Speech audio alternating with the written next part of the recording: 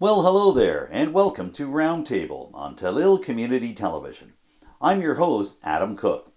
On this week's show, I'll speak to the leaders of the St. Peter's Village Commission and the municipality of Richmond County to see why the two organizations got together for a joint meeting at the Richmond Council chambers in Arishat earlier this month.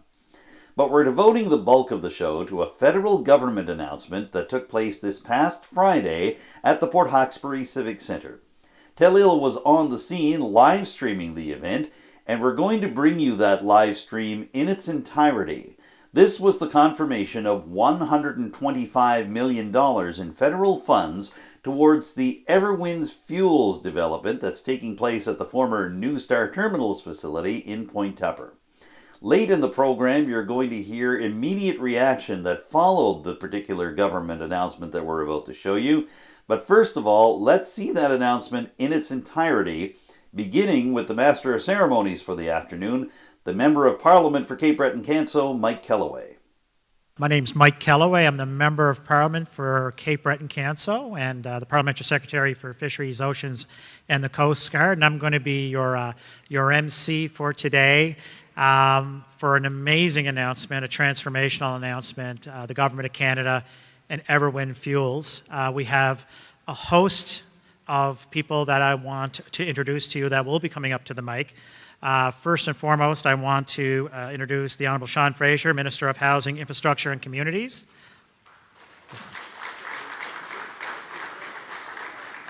Trent Vici, CEO of Everwinds Fuels. Chief Terry Paul, Member 2 First Nation. Chief Corey Julian, Bucking-Keg First Nation. And I don't see Chief Wilbur Marshall here, but I know he's here in spirit if he's not here right now. So Chief Wilbur, hopefully you're watching on the many ways you can for this announcement. I also like to, certainly make notice of some very important people that are here. Tahira Paul, Chief Brenda Chisholm-Beaton, Warden Mombourquette, and Warden Bonnie McIsaac. Thank you for being here today as well.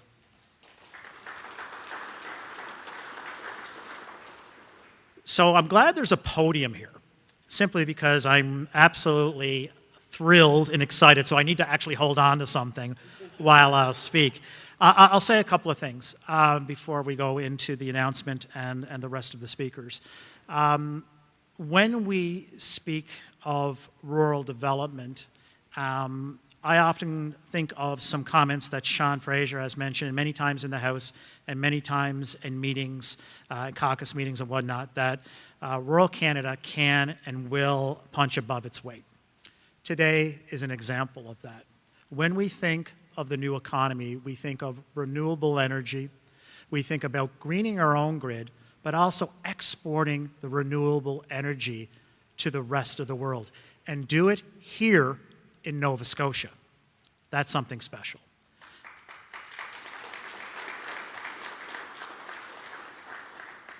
And for the most part, we get to do it in my riding, our riding, which is great. I'd like to just say a few words about Sean. Sean is the Minister for Nova Scotia. If you see Sean in the House, it's indicative of his work. Just on any file he touches, he puts his head down. He's strategic. He's tactical. He just literally focuses on getting jobs done.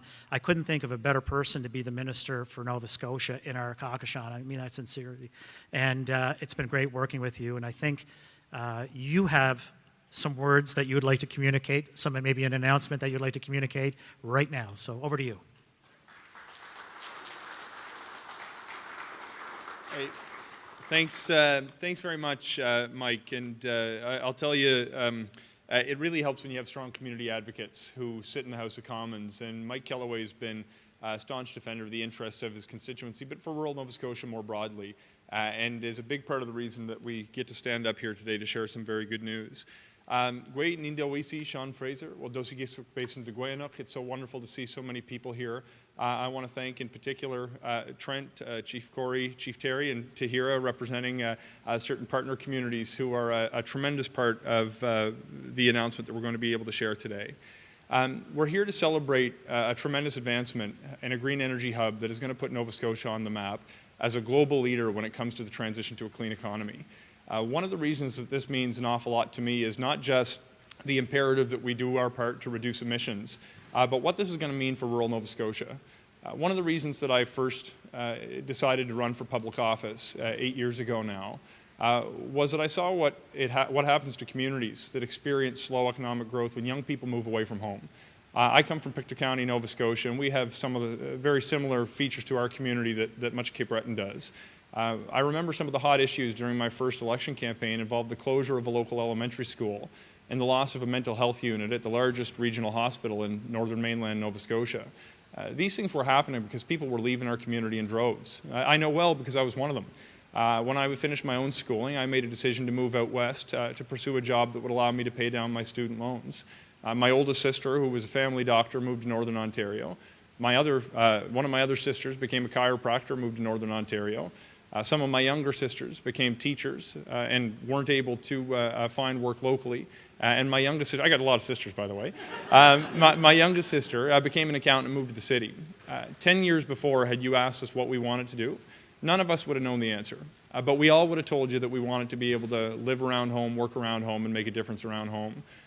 10 years removed from that time, we were all spread out across Canada, trying to figure out what we were going to do to create an opportunity for ourselves to get back home. When we make investments in Nova Scotia that create jobs, we create an opportunity for young people to raise their families in the community where they grew up. And if that's something we're able to promote, I feel like that we will have done something meaningful with our time in politics. Today, we're here to talk about an opportunity that green hydrogen represents. This is an industry that will help transform our local economy, but will play a major part as the world seeks to decarbonize and move towards a clean economy.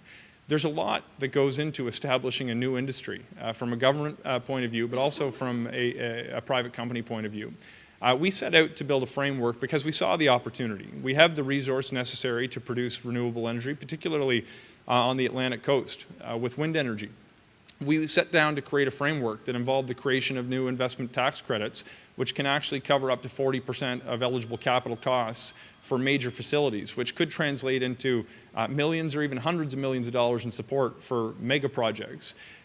We also got to work with some partners on the global stage, in particular with Germany, and establish what's known as the Canada-Germany Hydrogen Alliance. There is a massive opportunity to become a supplier of choice as a trusted partner in the world with many of our European trading partners who are seeking to rapidly move away from the unreliable source of fuel they've been relying on, which has proven its unreliability, and that's, of course, Russia. As the world seeks to decarbonize, as the world seeks reliable partners who can produce clean energy, we got to be there with our hand up ready to go. But it's not enough to have a framework in place. You got to have companies who are actually going to build out the infrastructure and create the product that the world is calling for in large volumes. And that's where everyone comes in. We've got Trent Vichy here, the head of the company, and I want to say thank you for believing in Nova Scotia and getting to where we are today. Because of the work that your company has done, we're in a position today to announce that Export Development Canada has reached an agreement in principle to support through financing $125 million towards the next step in the Everwind project.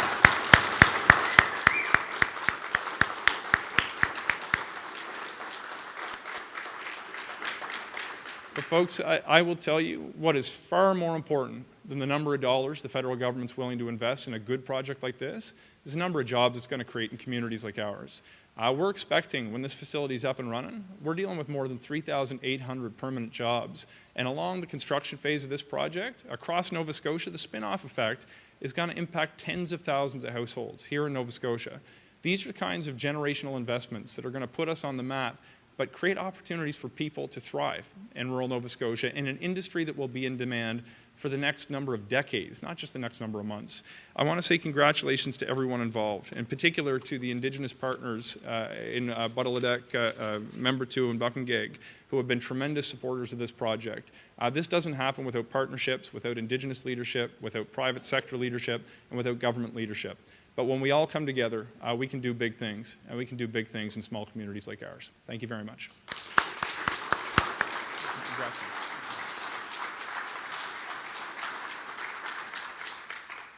Thanks very much, Sean. I can calm down a little bit now. The rabbit is out of the hat. I also, before I introduce Chief Terry, Paul, and Chief Corey, I also want to acknowledge some other folks that are in the room. I see Warden Owen McCarron is here. Owen, thank you so much for being here. And Gordon McDonald from Guysborough, the municipality of Guysborough. Gordon, glad that you're here. And I know we have councillors from Inverness County and Richmond County and the town of Port Hawkesbury. And I'm sure if I went further back, I would find other people that are there. But all of you, thank you for coming. Next, I would like to ask Chief Terry Paul and Chief Corey Julian to come up to deliver remarks on behalf of Member 2 and Mombourquette First Nation.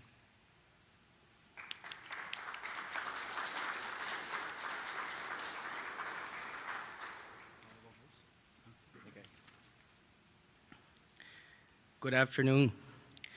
Oh, it's actually getting pretty intimidating seeing all the people in the back here. My name is Corey Julian. I'm the chief of Mombourquette Mi'kmaq Nation. I'm very happy to be here today. I look at Trent and, congratulations, Trent, all you've done. And he's been to my community a number of times, and, he's come to our celebrations, and he's been with us through thick and thin. It's the past year, 2 years, it hasn't been an easy go in Mombourquette. We lost a lot of great people, including our past chief, Duma Francis. And, Trent was there during that time and supported us and, helped us any which way he could, and I don't look at Trent as a partner. I look at him as a friend and part of my family. But I want to say thank you, Trent, for everything. Mombourquette is an equity partner with Everwind on our Greenfields project. Everwind has included the Mi'kmaq in development and ensuring alignments with both two IC approaches and the project's economics. This project supported by Mi'kmaq communities and now by the Canadian government provides an opportunity to create long-lasting, environmentally sustainable prosperity for the region. This partnership enables Mi'kmaq to meet our goals of securing economic independence and energy sovereignty. True partnerships like this are the embodiment of what is meant by economic reconciliation, empowering by self-determination. Efforts toward becoming leaders in the green energy transition and decreasing the carbonization footprint are happening in real time. By applying environmental care and as being the rightful stewards of our Mi'kmaq lands, we are ensuring that we are the forefront of the decarbonization and fighting against climate change. It is by the virtue of geographically and environmental stewardship that we are suitable at the crossroads of the global energy revolution. But it is by the virtue of our people and the community themselves, we are ready to seize it. Laliok.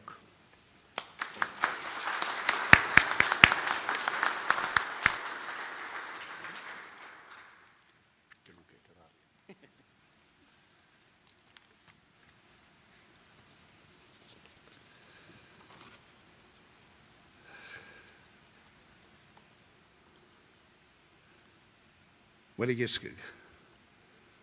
Well, Dazi, Bexin, that Majino Bejidazi. At Dixilwin, Nahoy, I was schooled back la. Ulaido said him said when he cladded. Just wanted to say that I'm very proud and glad that a lot of people are here to hear what is being announced. It will be a very good future for all the people that are here. So Minister Fraser, MP Callaway, Samok, elected officials, mayors, and friends, Gwe, and good afternoon. It's an honor to be here with you on this exciting day as our partners at Everwind Fuels reach another impressive milestone. Since the beginning of this project, Trent and his team at Everwind have been working alongside my community of Member 2 and the other Indigenous communities, Boudreau and Mombourquette. Here today to develop one of the most progressive and sustainable projects in our province's history. It's a true nation-to-nation partnership. Trent visited us in our offices in Membertou a couple of years ago, looking to get to know us and learn about the Mi'kmaq and our culture.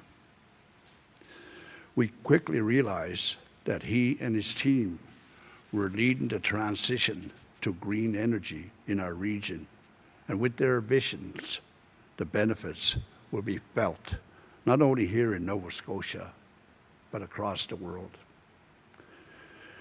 Earlier this week, Trent said, climate change knows no borders. And I related to that. In Mi'kmaq culture, we focus less on man-made borders and have an appreciation for all the lands and the waters that were stewarded by our people for generations and still do today. The development of this project is setting an example for how partnership and economic reconciliation should be done. We are pleased to see our government, who has demonstrated time and time again their commitment to working against climate change, recognize the accomplishments that have been made on this project, including the collaboration of our communities. I want to thank Minister Fraser and MP Callaway for advocating and supporting our project. And lastly, I want to congratulate the entire team at Everwind on this exciting announcement, as I know they will work extremely hard, day in and day out. Together, we're moving in the right direction. We're creating opportunities to be part of the solution, one that future generations can be proud of. With all y'all.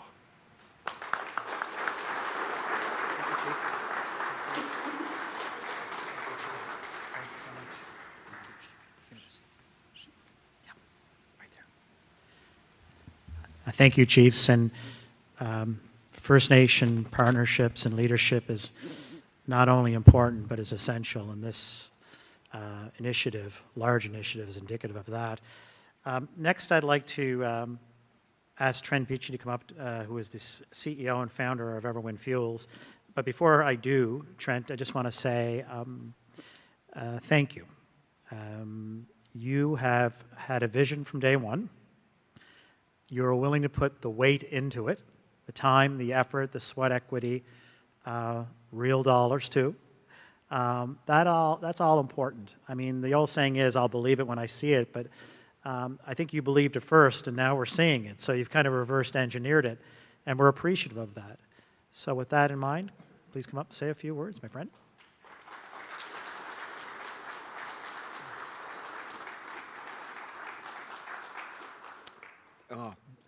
I'm humbled to be here today, and I can't thank you enough, Minister Fraser, for your kind words. And it means the world to us to have the support of the Canadian government, on this day.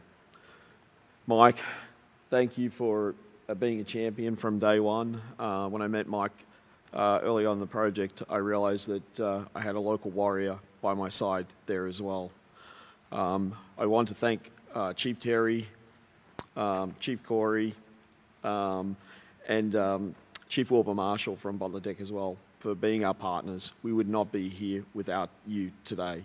Like, it's been a cornerstone of the work that we've done, and it's been so warm to be your friends as we develop this project. I also want to thank Minister Wilkinson. I can't thank him enough for the hard work that he's done for us. Being a leader and a champion in this emerging space. These things don't happen without that. I want to thank Minister Ng and their staff and their officials for all of the work they've done behind the scenes. You have no idea how much work goes into days like today, and For all those people who work tirelessly behind the scenes, I thank you as well. And finally, Export Development Canada, I want to thank you for the time and effort you've put into this, the trust that you've put into us, and I think I might see Ed Seeves here from EDC, who was joined us at the very start of this, and thanks Ed. He was born and raised in Nova Scotia, and we've found a lot of local champions here as well. I also want to make a point of thanking the Council of Colchester, who we've been spending a lot of time with recently, particularly Mayor Blair, Tim, Wade. Thank you so much, and thanks for listening. Thanks for taking consideration, and our words about partnership, we mean those. What brought us here today is I think this is a once in a lifetime opportunity to be a global leader in clean energy. And it's not that I am working from hope, I'm working from knowledge. I'm working from having sort of gone down to the studs of what this is going to take, and it is absolutely doable here today. And that's why, to date, we've invested $200 million to get to this point. I've been told recently that we've got the most advanced of its kind project in the Western Hemisphere, and days like today mean that probably the pace of how hard the team is going to work is going to lift again, which, if that's possible, like it's with this support.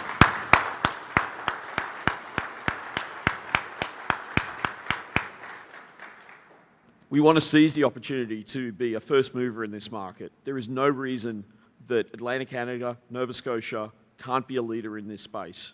Absolutely no reason, and we're delighted.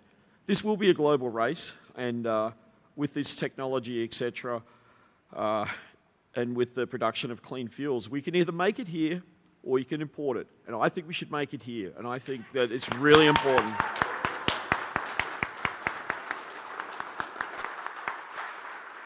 The green fuel hub that we're starting today is going to, I believe, usher in a new industry for this region. There is no way that we can decarbonise without making a start. The initial phase of this project will not only make clean fuel, but will allow integration of renewable power into our grid today, which we need.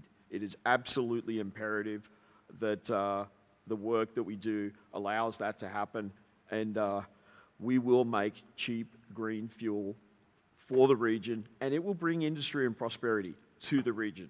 So,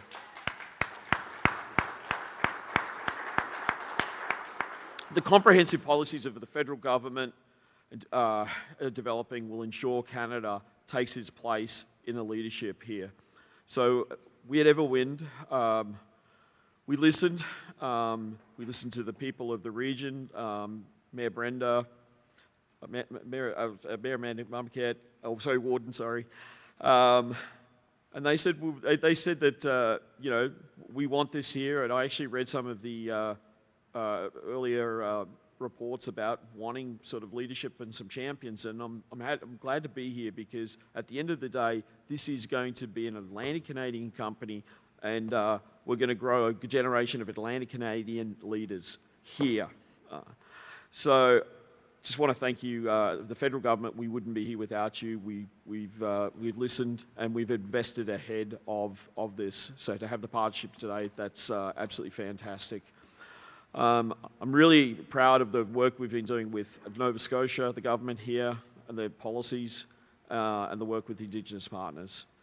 I'll conclude by repeating that green energy is transitioning rapidly, but we just don't have time. And so we have started to work and invest, and the learnings that we've developed will give us a lead in this vital industry.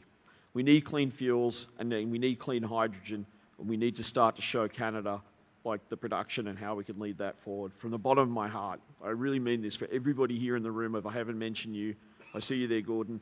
I just cannot thank you enough. It's humbling to be here today, and thank you.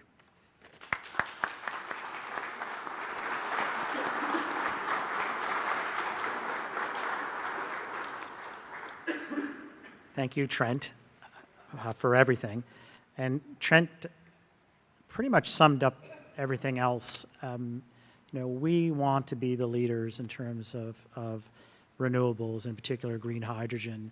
We have the resource, we have the partnership with the federal government, we have the partnership on the ground, we have the drive to make this happen, and now, we have just received an injection of investment, but more than that, confidence. Confidence in Nova Scotia, confidence in northeastern Nova Scotia, confidence in Cape Breton, and everybody that resides in it. And I would say to the rest of Canada, don't bet against Nova Scotia in terms of green hydrogen. I want to thank everybody that came out this afternoon. I want to thank our speakers.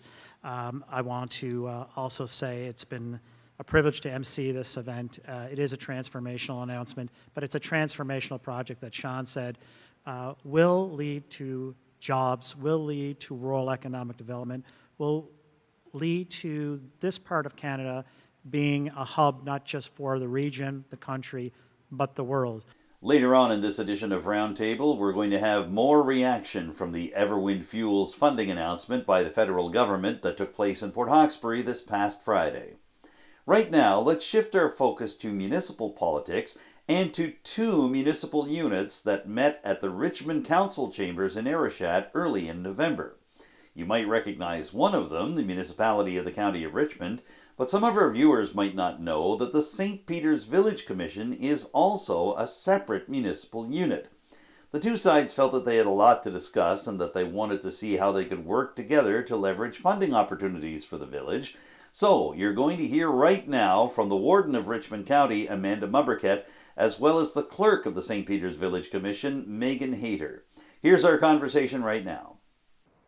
And joining us here on Roundtable for Telile Community Television are the leaders of the two groups that met together at Municipal Council chambers on November the 2nd for their first ever joint meeting. We have the clerk of the St. Peter's Village Commission, Meghan Hayter, joins us this morning. And we have the Warden of Richmond County, Amanda Mombourquette.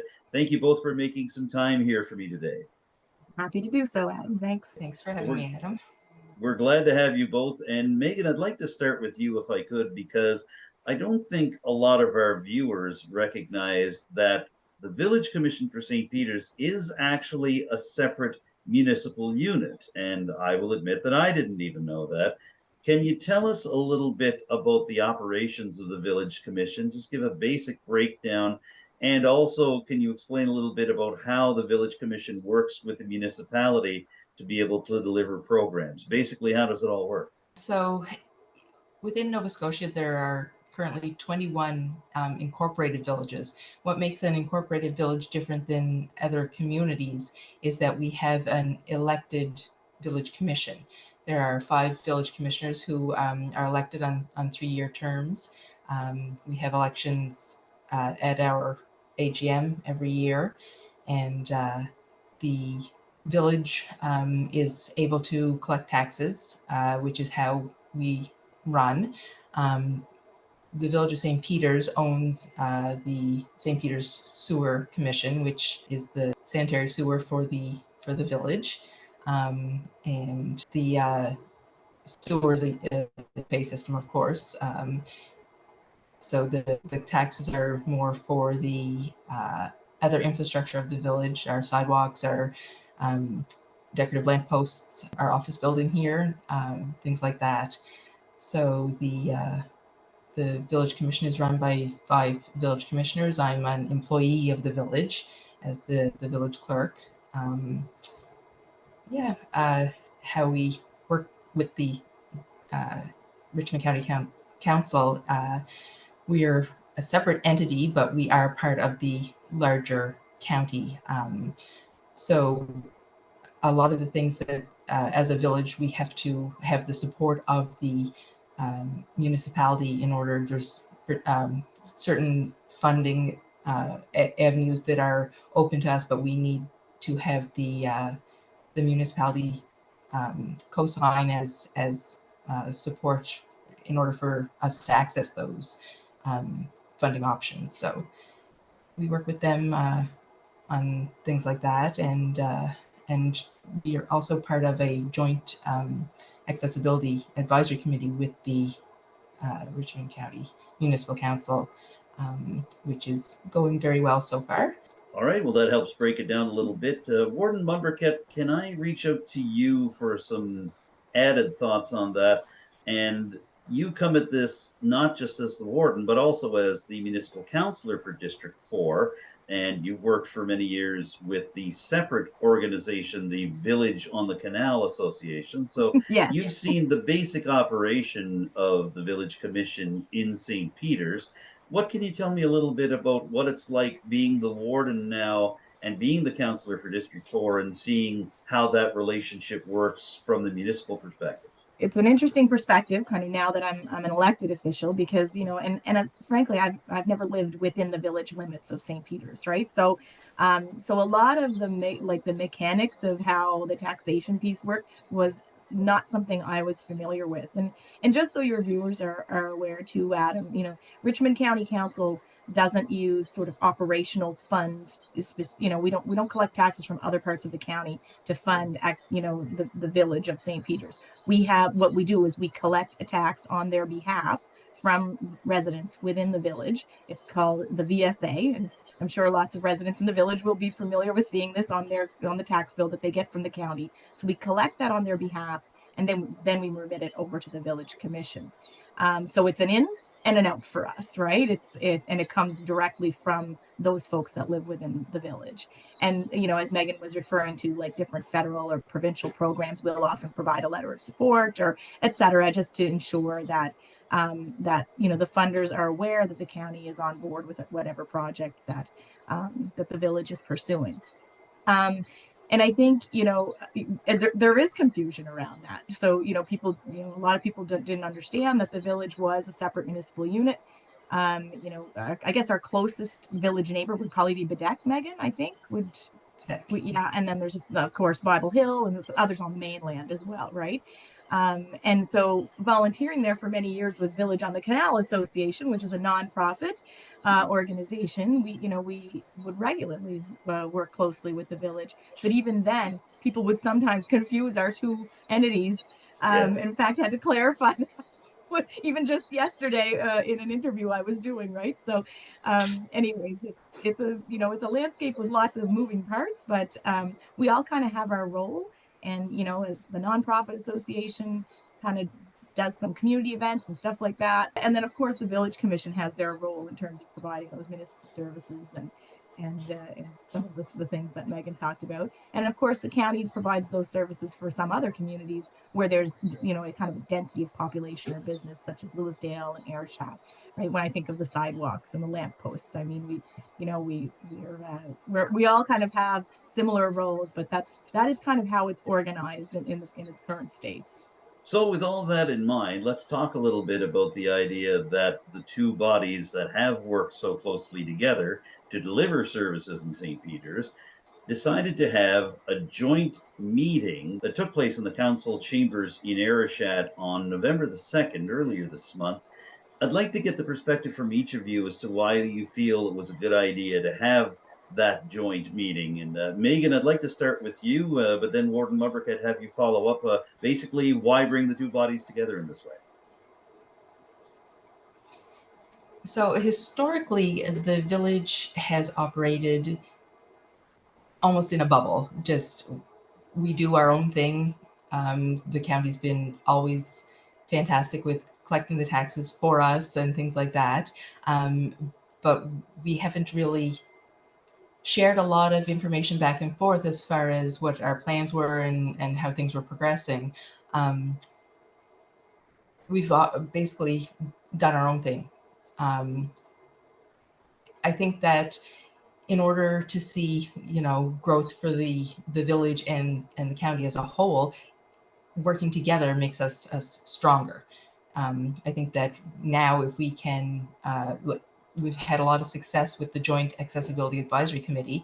I think that really showed us that working together is a real positive for both groups. I think that working together on other things, just even keeping each other in the loop on what's happening, can eliminate some overlap where we might be able to share resources and ideas and and help each other out and make both groups stronger and maybe make some things easier for all of us.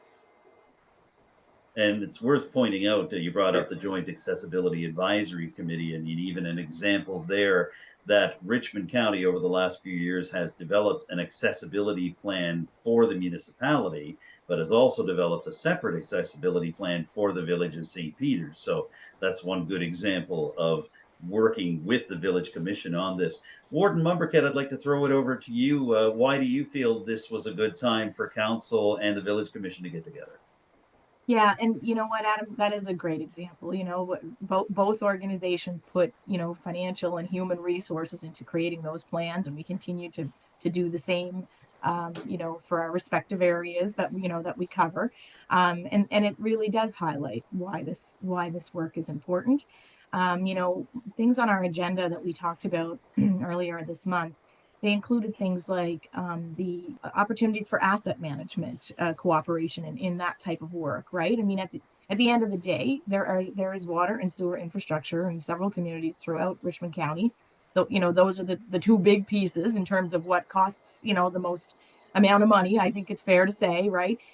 So we need to make sure that we're all kind of on the same page for how we plan the future for those assets and make sure that you know, that as aging infrastructure you know, needs to be replaced, then it gets done so consistently. So there's some ways that the county can share information with the village on how we've been doing things, and vice versa, right? So, so I think we have some things that we can learn from each other there, and that would include how we, you know, how we're able to attract provincial and federal investment to renew some of that infrastructure, right? I mean, the village just had a really great announcement not long ago related to that, and you know, certainly that, you know, we've had announcements in the past of those types of investments, so we really need to be kind of on the same page and approaching these things collaboratively. I will tell you, when we do that, we get more attention from our provincial and federal funders. They like to see that villages and counties are cooperating, and it gives us a little bit of an edge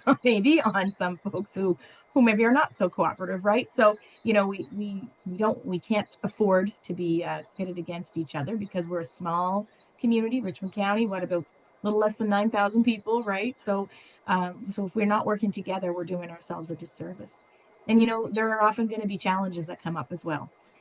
You know, so if there are challenges that we're facing, to know that you know, we can have each other's backs a little bit, regardless of what the issue is, I think is also really, really helpful. So, you know, we also talked about things like the Canada Community Building Fund, right? So it's a fund that that municipalities have access to, villages have access to, but they only have access to it through the municipality.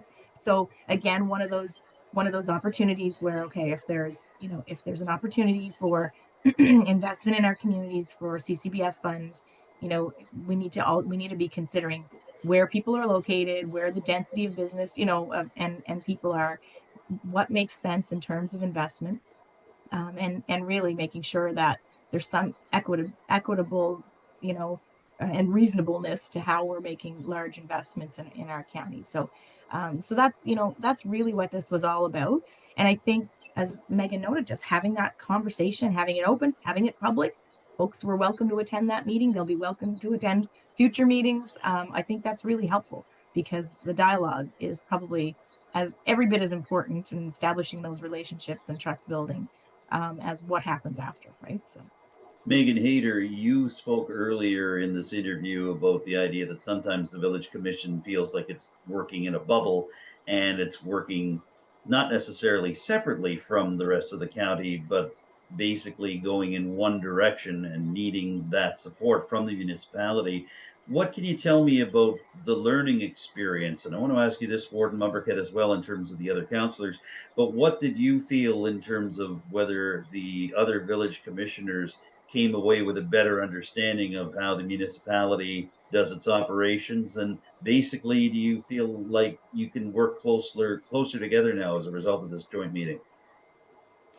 Definitely. I think that the village commissioners and I learned a lot about the planning that the municipality puts into all of their current and future capital projects that we could really learn from, the opportunities to work into our strategic plan, things that would benefit everybody. It's opened for us to really work that into our strategic plan, that to make the future, for everybody in the village and the rest of the surrounding area.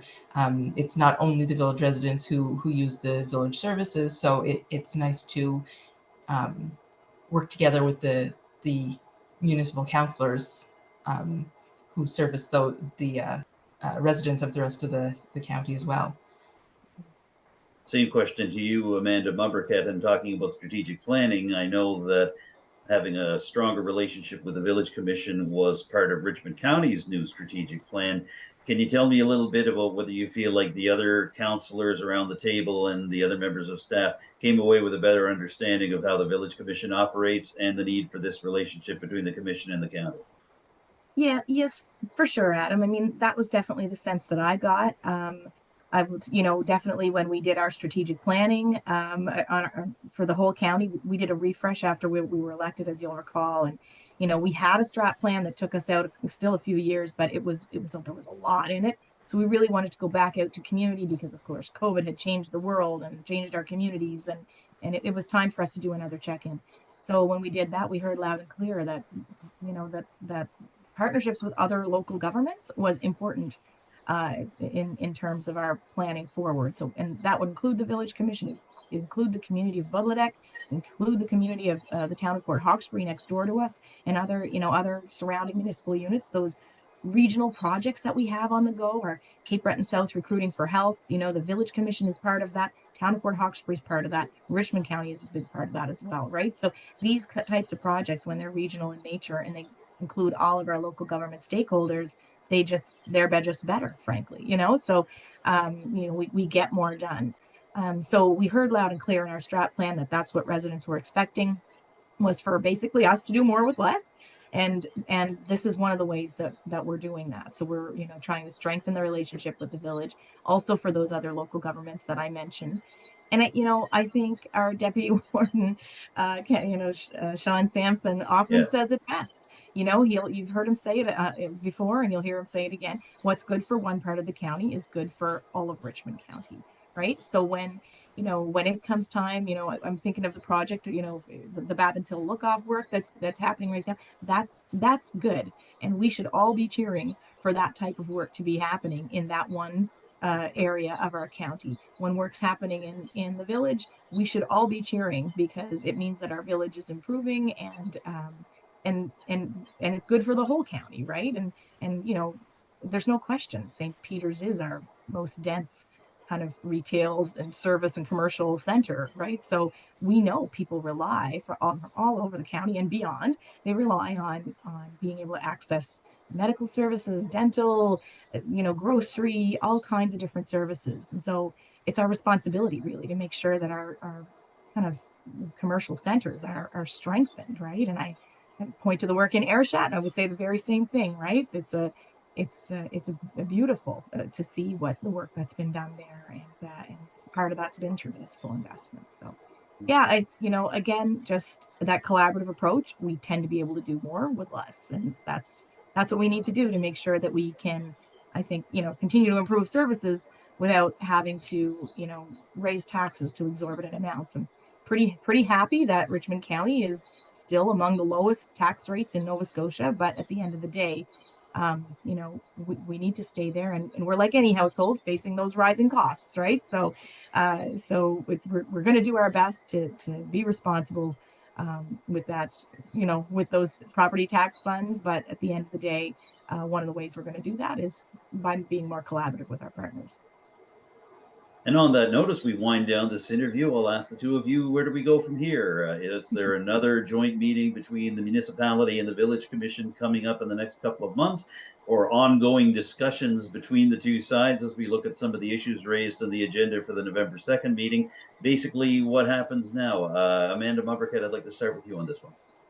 Yeah, sure. I mean, we haven't really kind of nailed down a frequency. I think we've all kind of agreed it's got to happen at least annually, but maybe more often depending on what's going on. And it's not to say that if there's a kind of a special initiative coming up that we couldn't call one if needed, right? So I think it's right now the next steps are to decide on what does that frequency look like, and let's get those opportunities nailed down and in the schedule and advertised to the public as well. So. Meghan Hayter, same question for you. What are you and the village commissioners hoping for in terms of the next steps? We don't have anything planned in particular at the moment. Like Amanda said, we definitely want to continue this. It was a really good opening dialogue, and we'd really like to carry it on.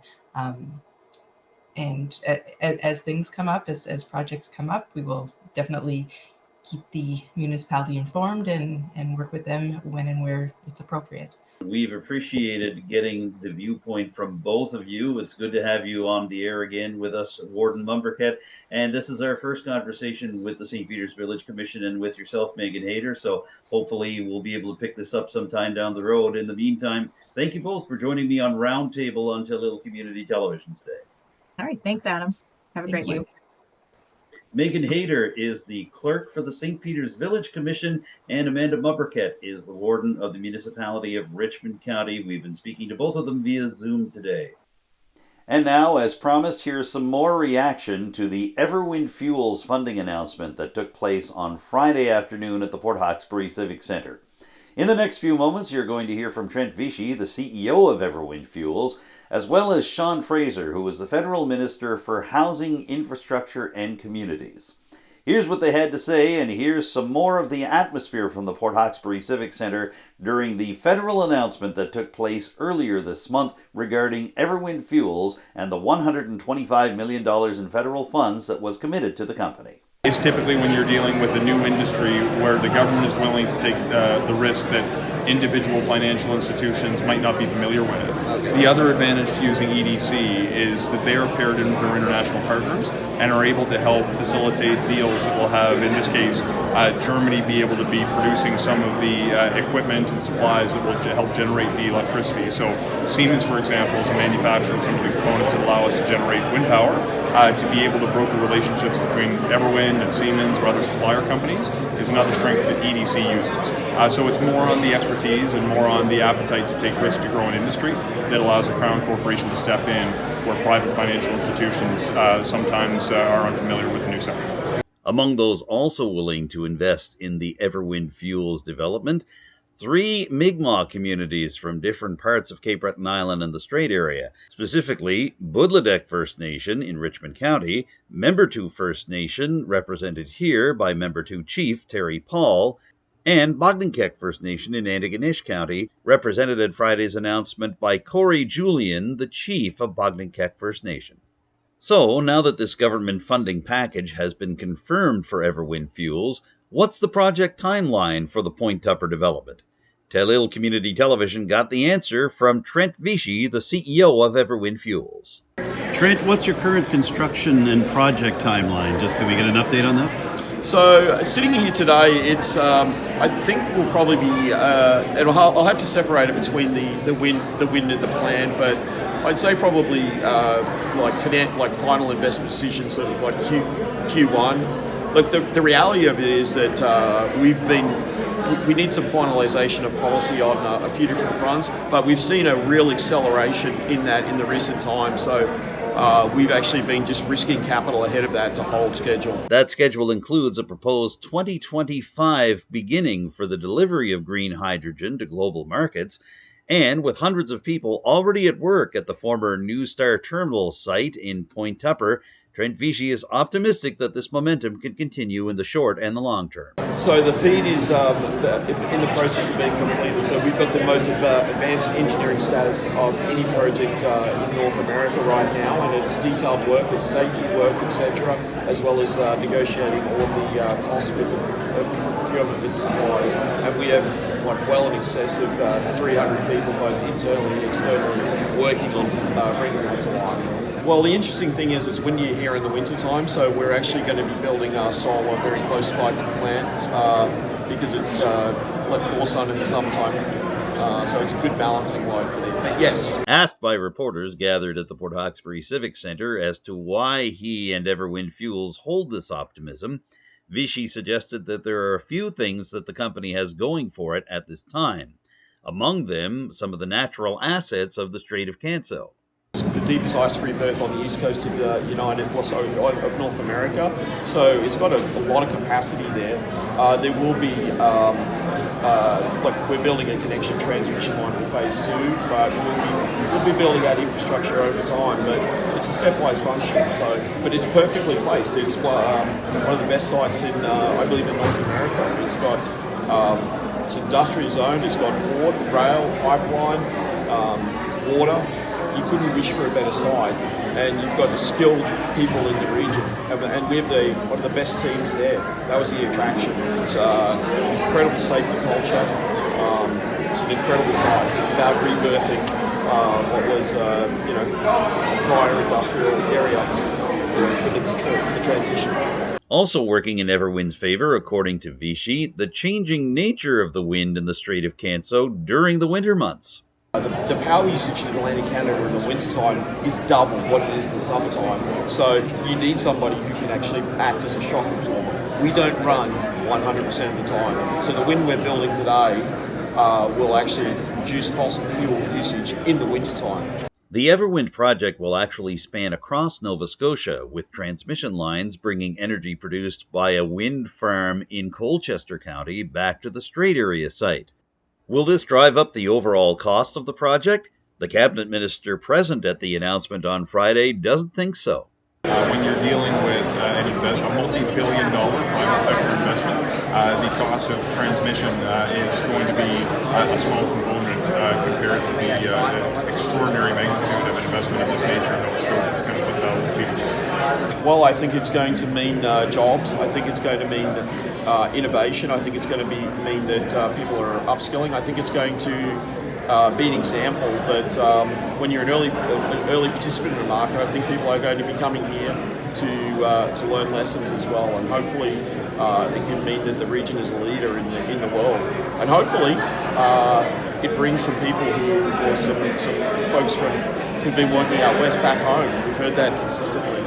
I think there's going to be a bit of a mix, and we're obviously in the midst of a transformation of how we produce and consume and transport energy across Nova Scotia.